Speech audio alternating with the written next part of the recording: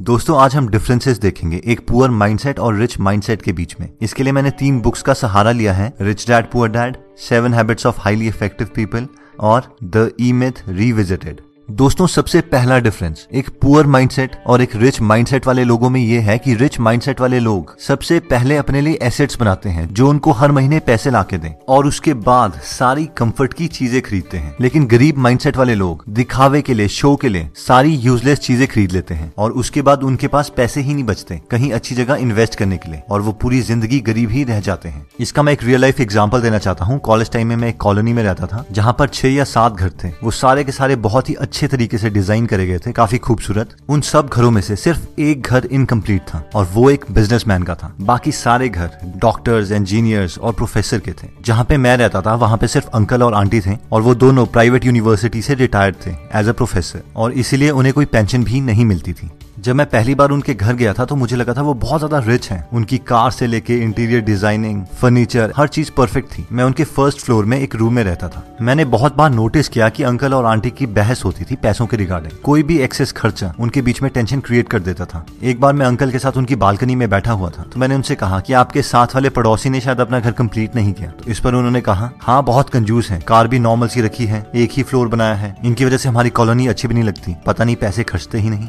थोड़े महीनों के बाद मैं वहां से शिफ्ट हो गया था तो एक बार मुझे अंकल का कॉल आया और उन्होंने कहा कि अगर आपका कोई फ्रेंड है पीजी के लिए तो हमारे पास यहाँ पे वैकेंसी है, आप रेकमेंड कर दीजिएगा। मैंने कहा ओके अंकल। लेकिन मुझे ये बात अजीब लगी कि उन्होंने अगले ही दिन मुझे दोबारा कॉल कर दिया और उन्होंने मुझसे कहा कि क्या आपने किसी फ्रेंड से पूछा? तो मैंने कहा हाँ, लेकिन वो कह रहे हैं कि आपका पीजी काफी कॉस्टली है। तो उन्होंने कहा कि वो तो होगा ही, हम इतनी फैसिलिटीज जो प्रोवाइड कर रहे हैं। और फिर नेक्स्ट डे उनकी दोबारा कॉल आ गई और उन्होंने मुझसे कहा कि हम अपना प्राइस कम करने के लिए तैयार है, आप उन्हें यहाँ पे भेज दीजिए। लेकिन एक्चुअल में मेरे फ्रेंड्स के लिए वो प्राइस भी ज्यादा था और वो वहां नहीं गए। जब मैंने ये पूरी स्टोरी को रिच डैड पुअर डैड की थियरी के साथ कंपेयर किया तो मैंने ऑब्जर्व किया कि 1 सिर्फ वहां पे एक बिजनेसमैन का ही घर था जिसका एक फ्लोर बना हुआ था और 1-1.5 साल के बाद वो ही घर उस पूरी कॉलोनी में सबसे बड़ा था। उन्होंने 3 फ्लोर्स बना दिए थे और वो बहुत ही सुंदर बनाया था। सेकंड, अंकल ने होंडा सिटी रखी हुई थी लेकिन वो ट्रेवल स्कूटर में करते थे। हो सकता है वो अपने पैसे बचाने के लिए करते हों, लेकिन मैं ये जानता था कि बाहर से बेशक वो बहुत अमीर दिख रहे हों, अंदर से उन्हें पैसों की कमी थी जिसकी वजह से उनके और उनके वाइफ के बीच में बहस भी होती थी।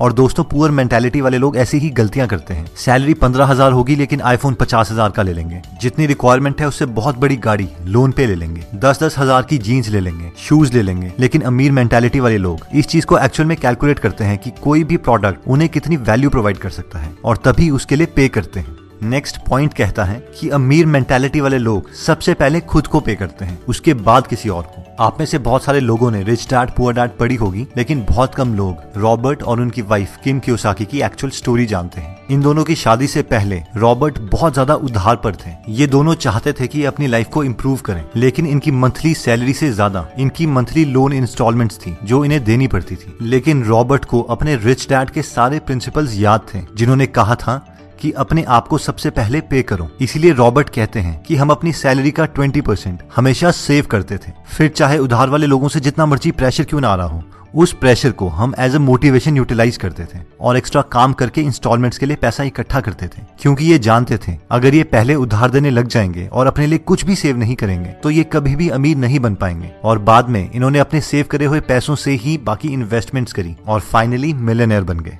दोस्तों हम में से मैक्सिमम लोग ये गलती करते हैं। हम सोचते हैं कि हम पहले सारा अपना उधार चुकाएंगे और उसके बाद में सेविंग स्टार्ट करेंगे, या फिर हमारी सैलरी का जितना पोर्शन बचेगा हम उसके बाद सेविंग करेंगे। लेकिन ये सीक्वेंस बहुत मैटर करता है। इवन वॉरेन बफेट बोलते हैं कि पहले पैसे सेव करो और उसके बाद बाकी सारे खर्चे करो। आप मान के चलो कि आपकी सैलरी ही कम है और अपनी सैलरी का मिनिमम 20% हमेशा सेव करो। अब ऑब्वियसली सिर्फ सेविंग आपको अमीर नहीं बनाएगी, उसके बाद आपको उन पैसों को इन्वेस्ट भी करना पड़ेगा लॉजिकली, लेकिन ये फर्स्ट और नेसेसरी स्टेप है अमीरी की तरफ। नेक्स्ट पॉइंट कहता है कि अमीर मेंटालिटी वाले लोग अपने स्किल्स को पूरी जिंदगी भर इंप्रूव करते रहते हैं। इसी प्रिंसिपल को 7 habits of highly effective people book में शार्पन द सॉ के नाम से बताया गया है। क्या आपने कभी ये नोटिस किया है कि बहुत कॉस्टली प्रोडक्ट्स की एडवर्टाइजमेंट कभी भी टीवी में नहीं दिखाई जाती? कभी भी फरारी वाले आपको टीवी में एडवर्टाइज करके ये नहीं बोलेंगे कि आप उनसे फरारी खरीद लो। ना ही कोई हेलीकॉप्टर की कंपनी या प्राइवेट जेट की कंपनी आपको अपना प्रोडक्ट दिखाने के लिए पैसे खर्च करेगी। लेकिन अब सवाल आता है कि ऐसा क्यों है? मैक्सिमम पॉपुलेशन तो टीवी ही देखती है। ऐसा इसलिए है क्योंकि ये लोग जानते हैं कि जो लोग इन प्रोडक्ट्स को एक्चुअल में खरीद सकते हैं वो अपना टाइम टेलीविजन में वेस्ट नहीं करते। ज्यादातर मिडिल क्लास मेंटालिटी वाले लोग graduation, post graduation, PhD, post doc कर चुके हैं, इसलिए वो सोचते हैं कि वो रेस्ट डिजर्व करते हैं और उन्हें कुछ नया सीखने की जरूरत नहीं है, और वो आराम से जॉब के बाद घर में आते हैं और टीवी देख के अपने को रिलैक्स करते हैं, क्योंकि वो सोचते हैं वो इस चीज को डिजर्व करते हैं। वैसे ही कहीं मिडिल क्लास बिजनेसमैन घर में आके आराम से सीरियल्स देखते हैं। नई चीजें सीखना उनके दिमाग में प्रेशर क्रिएट करता है। लेकिन रिच मेंटालिटी वाले लोग ये जानते हैं कि उन्हें अपनी स्किल्स पूरी जिंदगी भर इंप्रूव करते रहनी है। नई चीजें सीखना उनका पैशन है, ये चीज ही उन्हें रिलैक्स करती है। अगर हम बिल गेट्स का एग्जांपल लें तो वो माइक्रोसॉफ्ट से रिटायरमेंट ले चुके हैं, वो एक बिलियनर है, उन्हें कुछ करने की जरूरत नहीं है, लेकिन फिर भी वो हर वक्त कोई ना कोई बुक पढ़ते हैं और अपनी सारी बुक्स के नोट्स अपनी वेबसाइट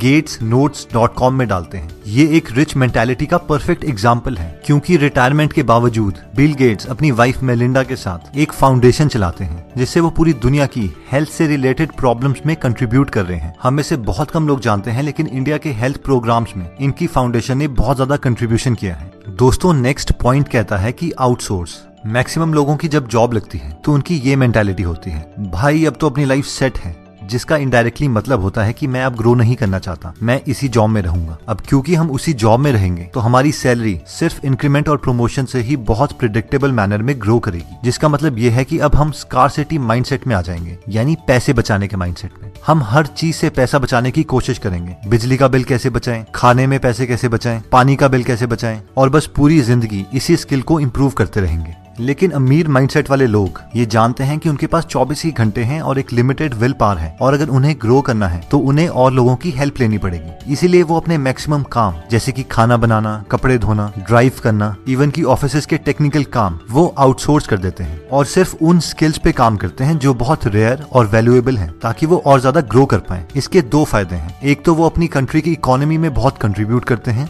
दूसरा इस प्रोसेस में बहुत सारे लोगों को जॉब दे देते हैं। लेकिन एक पुअर मेंटालिटी वाले लोग इन लोगों को देख के बहुत चिढ़ते हैं, यार ये तो बहुत स्टाइल मारते हैं, बिना नौकरों के तो ये काम नहीं करते। लेकिन रिच मेंटालिटी वाले लोगों के दिमाग में कुछ और ही चल रहा होता है। उनका मेन मकसद स्टाइल मारना नहीं, बल्कि अपने टाइम को बचाना होता है, जिसे गलत इंटरप्रेट किया जाता है। अब दोस्तों, इसका मतलब ये भी नहीं है कि आप सारे काम को आउटसोर्स कर दो और बाद में घर में बैठ के दोबारा से टीवी ही देखो। इसका मतलब सिर्फ ये है कि अगर आप ग्रो कर रहे हो और अगर आपको और लोगों की हेल्प चाहिए तो आप अपनी ग्रोथ को रोकोगे नहीं और हिचकिचाओगे नहीं, और इसीलिए कामों को आउटसोर्स कर दोगे। दोस्तों, नेक्स्ट पॉइंट कहता है कि think win win. Human psychology को समझने के लिए रिसर्चर्स ने एक एक्सपेरिमेंट किया। उन्होंने दो लोग जो एक दूसरे को नहीं जानते थे, उन्हें एक कमरे में बिठाया और टेबल पर $100 रख दिए।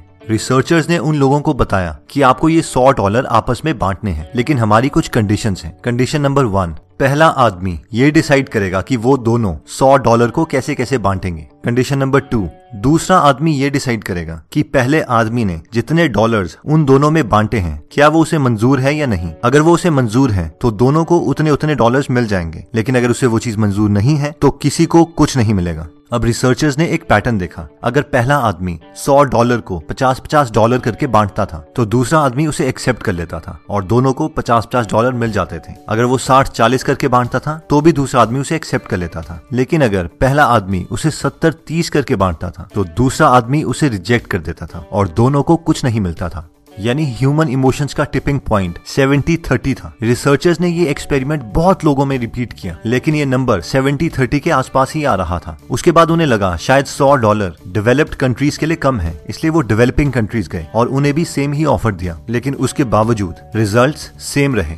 अगर आप दूसरे आदमी होते तो आपका भी यही डिसीजन होता कि पहले आदमी ने अपने को 70 क्यों दिए और मुझे सिर्फ $30, इसलिए मैं भी उसे 70 क्यों लेने दूं। और शायद आप इमोशनली ठीक भी होते, लेकिन अगर हम इसे लॉजिकली देखें तो आपको वैसे भी कुछ नहीं मिल रहा था। आपको सिर्फ हाँ बोलनी थी और आपको वो डॉलर्स मिल जाते। लेकिन मैक्सिमम लोग इस डील को ना ही बोलते हैं, और ये पुअर माइंडसेट वाले लोगों की साइकोलॉजी है, जहाँ पे जेलेसी, चिढ़, कॉम्पिटिशन जैसे इमोशंस हैं। लेकिन एक रिच माइंडसेट वाले लोग हमेशा अपना दिमाग यूज करके कोई ना कोई ऐसा मेथड निकाल देते हैं जिससे दोनों का फायदा हो सके। वो विन विन में बिलीव करते हैं। विन लूज या लूज लूज वाली डील्स वो नहीं करते। इवन विन विन सिचुएशन में अगर उन्हें कम परसेंटेज भी मिल रही हो, फिर भी वो उस डील को कर लेंगे, क्योंकि वो जानते हैं कि वो हजारों ऐसी अपॉर्चुनिटीज और क्रिएट कर देंगे और अपने लिए और बाकियों के लिए भी एक अच्छा प्रॉफिट कमा देंगे। तो दोस्तों इस वीडियो में हमने 5 पॉइंट्स कवर करें। सबसे पहला था फर्स्ट एसेट्स देन कंफर्ट। सबसे पहले ऐसे सोर्सेज क्रिएट करें जिससे आपको पैसे आए और उसके बाद ही कंफर्टेबल और शो वाली चीजें खरीदें। सेकंड, पे योरसेल्फ फर्स्ट। सबसे पहले खुद को पे करें। हमेशा कोशिश कीजिए कि अपनी इनकम का एटलीस्ट 20% पहले सेव करें, चाहे आप पे जितना मर्जी प्रेशर आ रहा हो। ये मान के चलें कि आपकी सैलरी ही कम है और बाद में उस 20% का कुछ परसेंटेज इन्वेस्ट करना सीखें। थर्ड हमने किया था आउटसोर्स। अगर आप अपने को इम्प्रूव कर रहे हैं और आपको टाइम की जरूरत है तो आप अपने काम आउटसोर्स कर सकते हैं। इन चीजों में कंजूसी ना दिखाएं। फोर्थ, कंटिन्यूसली अपने स्किल्स इंप्रूव करते रहें, नया नया मटेरियल्स पढ़ते रहें। दोस्तों अगर आप फ्री में बुक समरीज पढ़ना चाहते हैं तो हमने गीगल ऐप बनाई है। वो ऐप आप डिस्क्रिप्शन में दिए हुए लिंक पे जाके डाउनलोड कर सकते हैं। और फाइनली आता है थिंक विन विन। ये मत सोचो कि दूसरे को मेरे से ज्यादा मिल गया, आप ये सोचो कि आपको पहले कुछ नहीं मिल रहा था, उसके कंपैरेटिवली अभी आपको कुछ मिल रहा है। और अगर आप टैलेंटेड हो तो आप ऐसी सिचुएशंस बहुत क्रिएट कर दोगे। लाइफ में जल्दी आगे बढ़ना सीखो, क्योंकि हमारी लाइफ इतनी बड़ी नहीं है और हम इस धरती पर हमेशा के लिए नहीं है। दोस्तों कमेंट सेक्शन में आप बता सकते हैं कि आप नेक्स्ट वीडियो किस टॉपिक पर चाहते हैं, ताकि हमें भी फीडबैक मिले और उसी टॉपिक्स को हम कवर करें। इस चैनल को जरूर सब्सक्राइब कर लीजिए और बेल का बटन दबा दीजिए ताकि आप ऐसी नॉलेजेबल वीडियोस कभी मिस ना करें। और इस वीडियो को लाइक जरूर कीजिएगा ताकि हमारा कॉन्फिडेंस बढ़े।